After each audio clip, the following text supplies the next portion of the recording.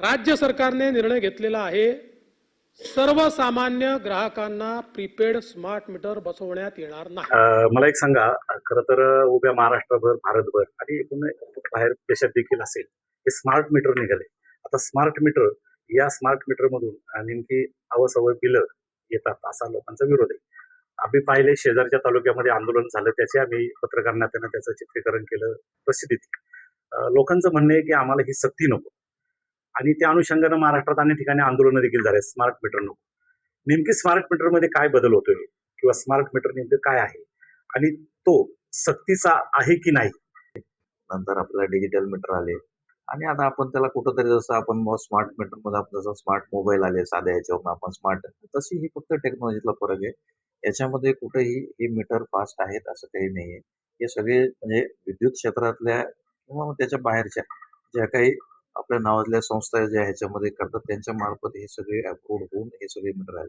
याच्यामध्ये असं कुठेही नाहीये की मीटर कुठं फास्ट आहेत किंवा काही नाही. त्याच्या संदर्भात कुठल्याही ग्राहकांची काही शंका असेल तर आपण त्यांना सिरीज मध्ये त्यांचं मीटर ठेवून आपण त्यांना ते प्रत्येक ठिकाणी दाखवून देऊ शकतो, किंवा त्यांना आपण किंबहुना ज्यांना शंका आहे त्यांच्यासाठी आपण ते तरतूद ठेवलेली आहे की त्यांनी जर मागितलं तर आपण त्यांना सिरीज मध्ये ते जुना मीटर आपण तिथे दाखवून ते त्यांचे जे काही फरक पडतो ते आपण तिथे दाखवून देऊ शकतो.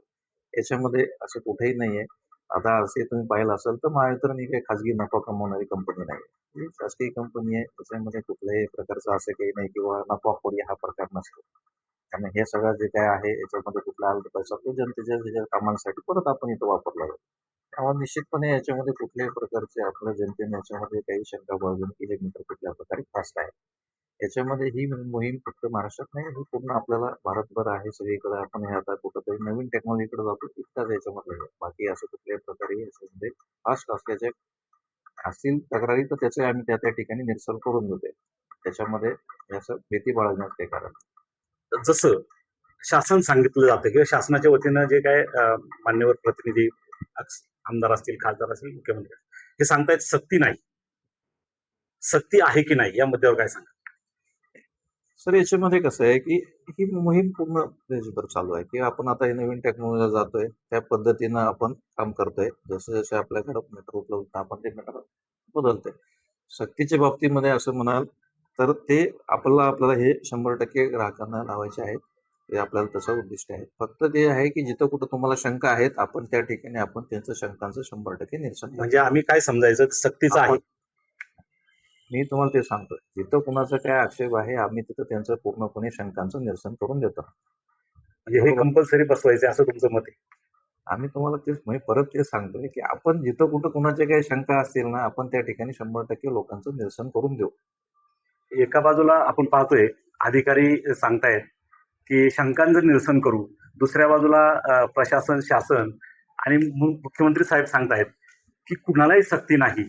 मग जर मला वाटलं किंवा एखाद्या ग्राहकाला वाटलं, कंझ्युमरला वाटलं की मला मीटर बसवायचा नाही, तर माझं काही चालणार नाही, हे कंपल्सरी केले असं एकंदरीत अधिकाऱ्यांकडून आपल्याला जाणवते. निश्चित एका बाजूला भुलभुलैया केला जातोय का की आम्ही शासन किंवा जनता तुमच्या हिताचे आम्ही निर्णय घेतोय, आणि एका बाजूला सक्तीचा निर्णय आहे का, हा प्रश्न अजूनही काही ग्राहकांचा सुटलेला नाही. बघूया पुढच्या काळात काय घडेल. धन्यवाद. राज्य सरकारने निर्णय घेतलेला आहे सर्वसामान्य ग्राहकांना प्रीपेड स्मार्ट मीटर बसवण्यात येणार नाही। राज्य सरकारने निर्णय घेतलेला आहे सर्वसामान्य ग्राहकांना प्रीपेड स्मार्ट मीटर बसवण्यात येणार नाही। राज्य सरकारने निर्णय घेतलेला आहे सर्वसामान्य ग्राहकांना प्रीपेड स्मार्ट मीटर बसवण्यात येणार नाही।